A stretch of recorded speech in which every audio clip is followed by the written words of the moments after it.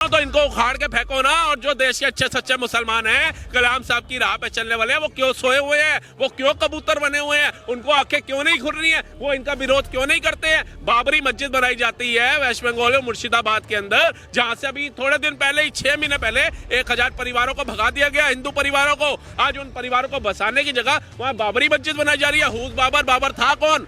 2% का इंसान था वो, जिसने बहन बेटियों का शोषण किए, जिन्होंने पेट में बच्चे मार दिए, जिन्होंने छोटे छोटे साहिबजादों को दीवारों में चुनवाने का काम किया, जिनके बच्चों ने आगे पीढ़ियों ने जाकर के फतवा जारी किया गुरु तेग बहादुर साहिब की शहीदी का। ऐसे इंसान को आप भारत में महान कहेंगे?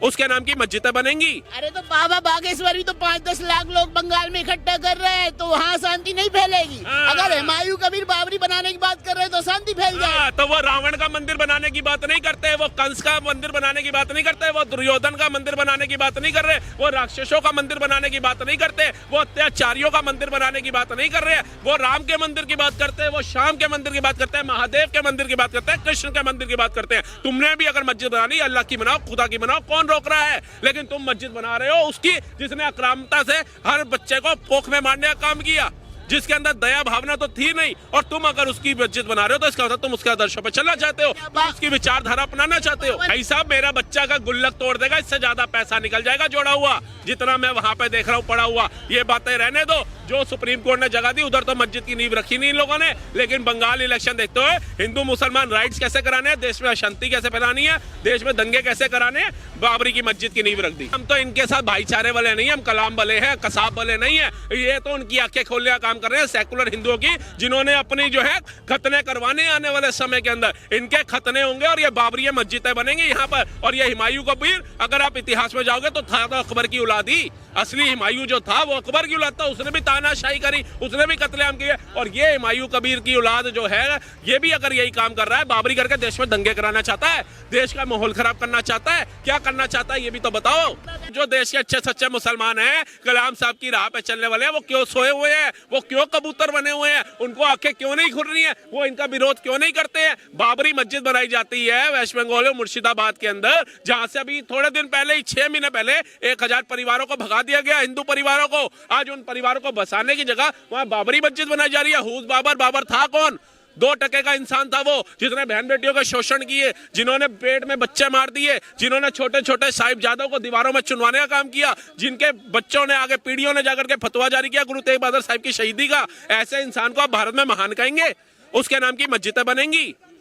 तो बाबर कोई नहीं था तो हुमायूं कबीर क्यों मस्जिद बनवा रहे? था ना उनका बहुत कुछ, तब ना मस्जिद बनवा रहे। बंगाल में चंदा इकट्ठे कर रहे, लाइन लग गई चंदा देने वालों की, पेटियां भर गई चंदे से। भाई साहब, मेरा बच्चा का गुल्लक तोड़ देगा, इससे ज्यादा पैसा निकल जाएगा जोड़ा हुआ, जितना मैं वहां पे देख रहा हूँ पड़ा हुआ। ये बातें रहने दो, जो सुप्रीम कोर्ट ने जगह दी उधर तो मस्जिद की नींव रखी नहीं इन लोगों ने। लेकिन बंगाल इलेक्शन देखते हुए हिंदू मुसलमान राइट्स कैसे कराने हैं, देश में अशांति कैसे फैलानी है, देश में दंगे कैसे कराने हैं, बाबरी की मस्जिद की नींव रख दी। अरे तो बाबा बागेश्वर भी तो 5-10 लाख लोग बंगाल में इकट्ठा कर रहे हैं, तो वहाँ शांति नहीं फैलेगी। अगर हुमायूं कबीर बाबरी बनाने की बात कर रहे हैं तो शांति फैल जाए। तो वो रावण का मंदिर बनाने की बात नहीं करते, वो कंस का मंदिर बनाने की बात नहीं करते, वो दुर्योधन का मंदिर बनाने की बात नहीं कर रहे, वो राक्षसों का मंदिर बनाने की बात नहीं करते, वो अत्याचारियों का मंदिर बनाने की बात नहीं कर रहे, वो राम के मंदिर की बात करते हैं, वो श्याम के मंदिर की बात करते हैं, महादेव के मंदिर की बात करते हैं, कृष्ण के मंदिर की बात करते हैं। तुमने भी अगर मस्जिद बनानी, अल्लाह की बनाओ, खुदा की बनाओ, कौन रोक रहा है? लेकिन तुम मस्जिद बना रहे हो उसकी जिसने आक्रामकता से हर बच्चे को पोख में मारने का काम किया, जिसके अंदर दया भावना तो थी नहीं। और तुम अगर उसकी मस्जिद बना रहे हो तो इसका मतलब तुम उसके आदर्शों पर चलना चाहते हो, उसकी विचारधारा अपनाना चाहते हो। नफरती नारे नहीं लग पा रहे। बताइए कौन सा एक नफरती नारा बताइए? जात पाती करो विदाई, हम सब हिंदू भाई भाई, नफरती नारा है?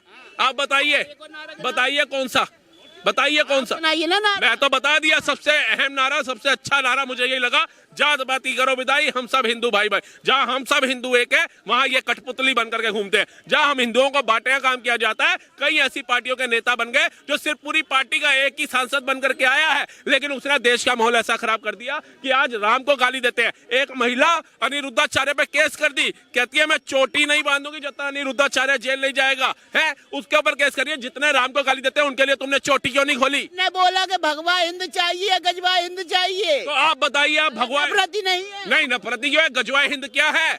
गजवा हिंद की डेफिनेशन क्या है इस भारत के अंदर? आप बताइए। जहां जहां गजवा हिंद हुआ है वहां देख लो स्थिति क्या थी। गजवा हिंद का मतलब था कत्लेआम होना। भगवा हिंद का मतलब बताइए मुझे कहां पे? भगवा हिंद का मतलब भगवा हिंद है कि भगवा? भगवा जहां जहां लहराया है। भगवा हिंद आज नहीं हो रहा है। भगवा हिंद आदि अनादि काल से होता है। आप जा करके देख लिए जितने हमारे धार्मिक झंडे होंगे, जितने हमारे देश के झंडे होंगे, उनमें भगवा आपको अच्छे से लहराता हुआ दिखेगा। लेकिन जहां पर गजवा हिंद की बात होगी वहां कत्लेआम होगा। आप जा करके देख लो अलग देश रहने के बाद ये कौन से शर्फियों के मालिक बन गए, कौन सी करोड़ों की वर्ल्ड की पहली जीडीपी बन गए, पहली अर्थव्यवस्था बन गए। आटे आटे को मोहताज है। आज इनका चीफ मिनिस्टर पाकिस्तान का कहता है कि हम कर्जा भी चुकाएंगे और पाकिस्तान को एक ताकतवर देश बनाएंगे। अरे हर दूसरा दिन भीख मांगने पहुंच जाते हो। है 1-2 कौड़ी का आटा खरीद करके अपनी पब्लिक को खिलाने की तुम्हारी औकात नहीं है। तुम कर्जा चुकाओगे। तुम्हारे मंसूबे जो है वो भारत जान चुका है। लेकिन हुमायूं कबीर को सब बातों के बाद भी समर्थन मिल रहा है। मौलवी मौलाना को भी भरपूर समर्थन मिल रहा है। पूरे देश से समर्थन मिल रहा है। ओवैसी जैसे नेता भी समर्थन में आ गए। भैया हम तो इनके साथ भाईचारे वाले नहीं है, हम कलाम वाले हैं, कसाब वाले नहीं है। ये तो उनकी आंखें खोलने का काम कर रहे हैं सेकुलर हिंदुओं की, जिन्होंने अपनी जो है खतने करवाने आने वाले समय के अंदर इनके खतने होंगे और ये बाबरी मस्जिदें बनेंगी यहाँ पर। और ये हुमायूं कबीर अगर आप इतिहास में जाओगे तो था तो अकबर की औलाद ही। असली हुमायूं जो था वो अकबर की औलाद था। उसने भी तानाशाही करी, उसने भी कत्लेआम किए। और ये हुमायूं कबीर की औलाद जो है ये भी अगर यही काम कर रहा है, बाबरी करके देश में दंगे कराना चाहता है, देश का माहौल खराब करना चाहता है, क्या करना चाहता है ये भी तो बताओ। बनर्जी कह रही बीजेपी का एजेंट है। बीजेपी ने एजेंट बना के भेजा है बंगाल को भड़काने। हाँ, ओबीसी भी बीजेपी का एजेंट हो जाता है जब इलेक्शन आते हैं। ये हुमायूं कबीर भी बीजेपी का एजेंट हो गया। तो मुझे लगता है बीजेपी को इतनी शक्को मशक्कत करनी क्यों पड़ती है?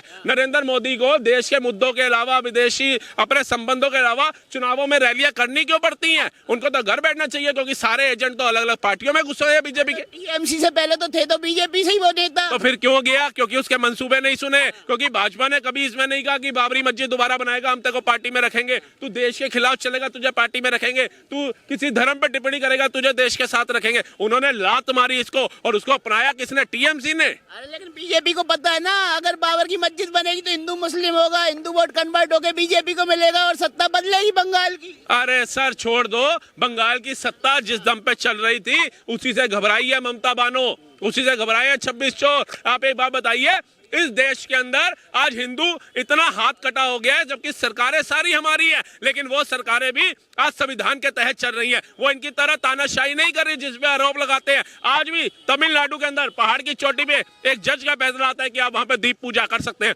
लेकिन ये 26 चोर एक वो दे करके आते हैं, क्या कहते हैं, महायोग दे करके आते हैं उस जज को हटाने के लिए। मतलब अगर एक जज एक संविधान के तहत एक अच्छा निर्णय देता है, पक्ष में देता है हिंदुओं के, तो उसके विपरीत चाहते हैं। क्यों? 200 मीटर पे ही एक दरगाह, एक मस्जिद बनी हुई थी।